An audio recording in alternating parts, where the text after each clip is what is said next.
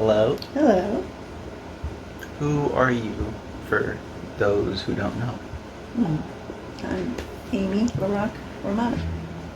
I'm a mother of 2 children. I'm a wife. Been married for 26 years to a man named Kenna, who's from Zimbabwe.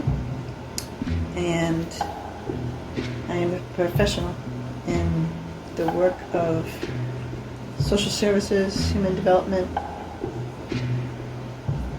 and things. Where are you from? I'm from Massachusetts, Taunton, Massachusetts specifically. First job, clown for birthday parties, assistant clown. Second job, babysitting, car hop, general waitress, warehouse worker. Then I was a teacher in the Peace Corps after college for 2 years. Which came about how? How did you run into interacting with the Peace Corps and Interesting, joining? good question. Well, as a senior, last year of college, I went to the Career Center and I'm trying to, talk to folks and look at opportunities to get a job. And I looked into a couple things. And so when I was talking with my counselor, I was telling her about how I was interviewing with bank and this and that, and then also Peace Corps. She's like, why are you interviewing with the, banks and stuff? I'm like, well, I want to keep my options open because I need to do something productive and practical and make sure I get a job and make money and things. And she was like, and how did you feel when you went to the Peace Corps interview, and what do you like about that? And I kind of like, well, yeah, of course it would be good, and I feel like it would be excellent, but I wouldn't make a lot of money. And she says, she really encouraged me, this counselor. I think you told me once that when you were starting out going to college, you were looking into engineering. I started as an engineering man, intending to be in engineering, biomedical engineering. How much different do you think your life would have been if you went down that path? I think my life would have been a lot different. I feel like my career and my work life would have been more standard, more 9 to 5-ish or regular schedule. Wouldn't have been as, I feel like it would have been more manageable. I also think it wouldn't have been the work might not have been as satisfying or rewarding, but I might have had more structure in my life. Had a more normative, the word they say. So I guess normative is, meaning not traveling, not changing jobs so often, a little less, a little boring maybe. What does religion do for you? What is your relationship with it? Spirituality is like my relationship with myself, my relationship with others, and my relationship with God. It's like my essence. And when I say grow my spirituality, I mean to be more in touch and aware of who I am, the true me. So my ability to respond to my instincts, my ability to relate as myself to others. And when I say relationship with God, it's my belief that I am connected to somebody who loves me, created me, and has an intention for me. So I want to be in touch with that purpose. You talked about college, looking for careers. You seem very concerned about money. Was that one of your goals? What were your goals at that point? I grew up in a family where it's not about making money, but at least taking care of yourself, doing something professional. Getting a real job. Yeah, kind of. And so it was more in my mindset. Did I have goals? I mean, I did, and that's why the counselor knew this. I mean, since high school, I had like a dream of kind of going to Africa. I remember seeing one of those ads on TV that were about the poor in Africa, and I remember just thinking, wow, that would be amazing to really do something, to really make a difference, something special and really make a difference.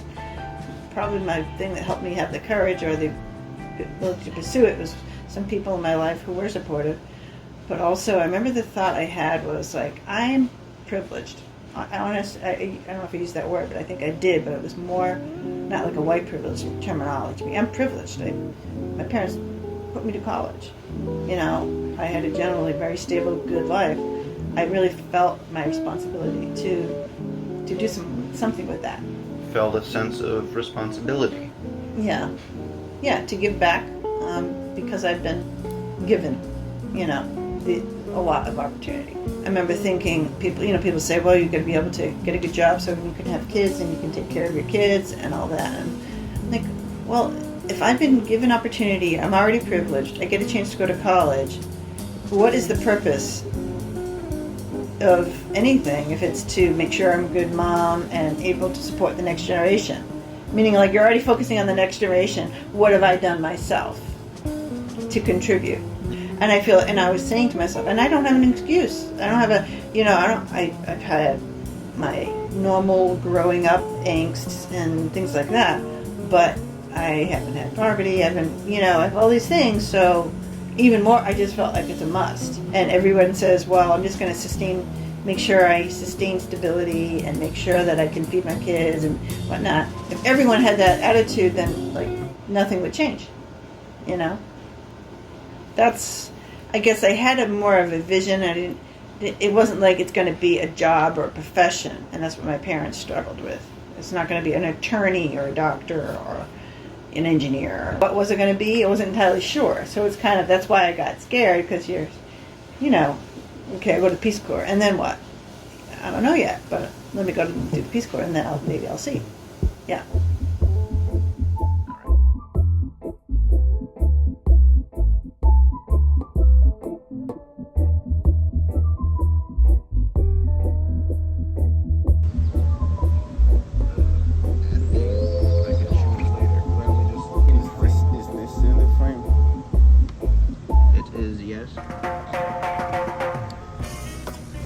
Alright, hi Dad. How you doing? I'm good. How are you doing, Jordan? I'm alright. Did a bunch of swimming and hot pooling. Hot tubbing.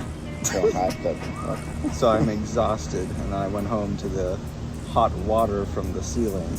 And now I'm clean and exhausted. Clean is good. Clean is good. Since we are sitting next to each other, you know. So for those at home, who are you? Me? I'm Kena Tajirai Romano. The father. I was born in a family of 4 kids, that is. 6 was including parents. Yeah, the whole family. Those are the people I grew up with, but I am the second from last. 2 older sisters and a younger brother. How was boarding school, and how long was that? Was that 4 years for me? Form 1, Form 2, Form 3, Form 4. It's kind of like... So sort of like a high school? Yeah. Sort of like middle school, high school combination. My school was originally, was established by the Anglican Church because of a missionary called Bernard Nzeki, who came from Mozambique way back when, preaching missionary kind of stuff. And somehow some locals killed him, and they never found it. This happened, some mysterious thing like that. And so that makes them think So we should stay around here and make a church school. So I don't know. So he was kind of like, declared whatever a martyr in the church and all that. Because they named the school after him. And every year we went here at the shrine, wherever he disappeared. Yeah. They said the night he disappeared, they found like a burning candle right there.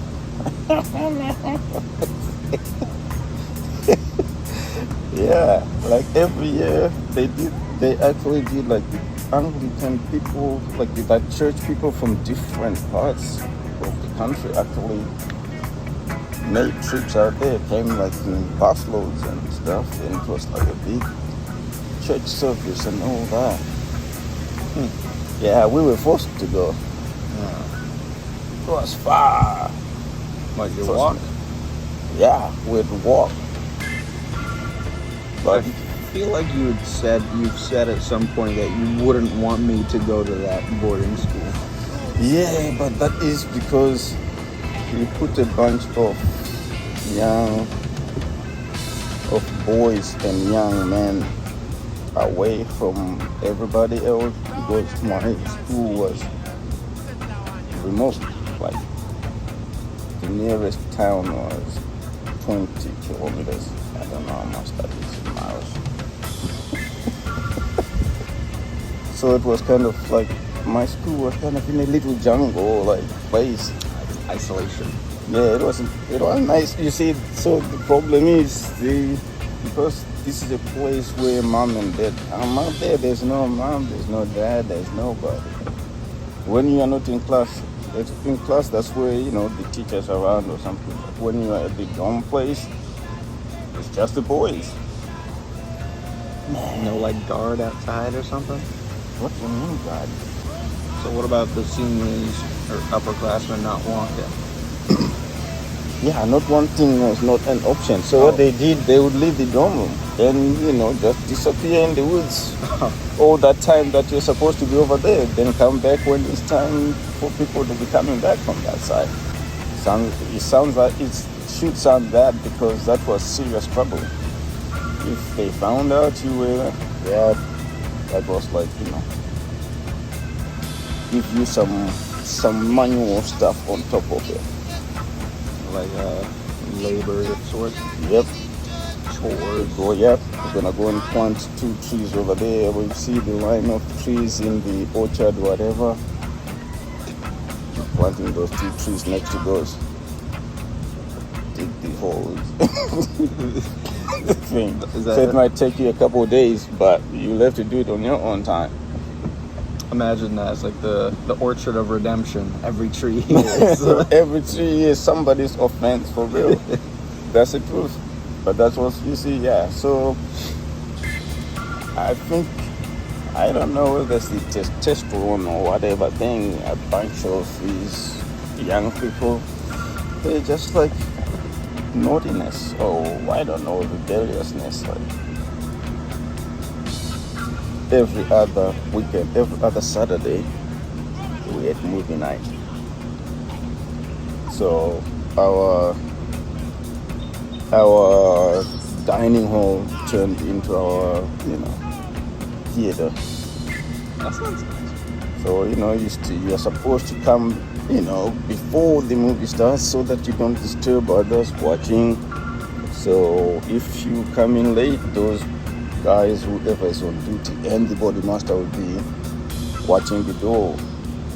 They'll be like, you'll get in trouble for it. So I'm okay with that one. So the guys who came in late, they'll just walk to the back. Because back there were like these huge like windows that were like low like this. That like when you're sitting in the dining hall, you can see outside the window. It goes down up here. So whoever their guys are sitting nearby, or the younger guys normally sit in the front, they'll just come knock on the window. Then somebody will open the window, they'll just jump through the window. Sit down. But that's what they did. So it was behavior like that. That's why I wouldn't send you there.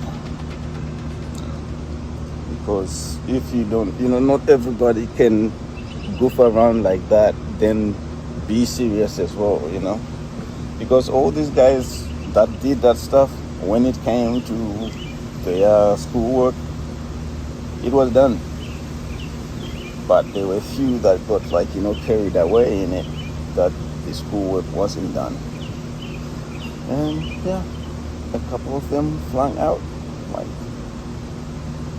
or got into some serious trouble and got expelled. So then that might be me. No, man, yeah, then it ain't gonna be you because you ain't going. Okay. You see, but yeah, You know, it was like it. I don't know. It sounds horrible, but it wasn't horrible. Okay. When I went to that school, it was to that time like after the independence part. So there were a lot of everybody was allowed to go back to school. Allowed. Yeah, if you wanted to go back to school, you could go back to school. Was there a time where you couldn't, like during independence, everyone? Before that, like there were a lot of people who went to the war, right? Oh. There was a. I Some didn't of know them for went sure. some of them went to the war when they were young. People went to the war as young as 12. It's a bug on the tracks for. You never told me about like a war for independence. You only ever talked about independence, and Oh, you made it sound like the British was like, you can have it. oh no. Oh, there were years and years. There were actually a couple wars. There's like the original one that the local people, they fought with the bows and arrows against people with guns, literally. Are you talking about war for independence or just like Yeah, early the first content? one, the first war, like organized, like let's try to get these guys. No. Yeah, so there was this old lady called Nehanda. So everybody calls her Mbuya Nehanda, which means like grandma. She's like the grandma of the country, kind of status. And this other guy called Chaminuka, he supposedly could see the future. He predicted that these pale ass guys with no knees would come and invade and all that. So those two and whoever they are, people at that time when those were the prominent ones, they waged a war against the white people. And apparently they almost won, but they brought in more guns, firepower, and they grabbed all those guys. Those two, they were caught and charged with treason, whatever, and hanged. So those are like the original Zimbabwean heroes that I know. And the second one, the Chimurenga, so they call it the Chimurengas. The second, Chimurenga 2, that's the one that led to the independence. There were some people like educated Zimbabweans, people like Robert Mugabe, those guys. Those were the guys that got fed up and decided to form black people parties. So basically two of them, ZANU PF with the Mugabe side and ZAPU that ended up just being called PF. That's led by this old man called Joshua Nkomo. So those were the main parties. So at some point they got together, organized, and got help from some other African nations, especially Mozambique and Tanzania. So, organized, smuggled them into Mozambique or all the way to Tanzania, and they'll get military training, what they call the guerrilla warfare. That's how they fought, because they were fighting people with planes. One last question about, this sort of topic. What a role did Mugabe have in the revolution? Well, like I said, he was one of the leaders of those two political parties that organized, the struggle back. So they kept fighting with these guys, hitting targets. Then they started getting closer to town. At one point, towards the end of this, I don't know how much that contributed. These guys actually blew up the petroleum tanks in Harare. So it's like, yeah, we could see the smoke and brightness from out there. It burned for days. Not long after that, the talks, the Lancaster conference, whatever, they sat down with officials, and this guy called Lord Soames was the guy who was running that whole thing. They agreed, and Prince Charles came on Independence Day.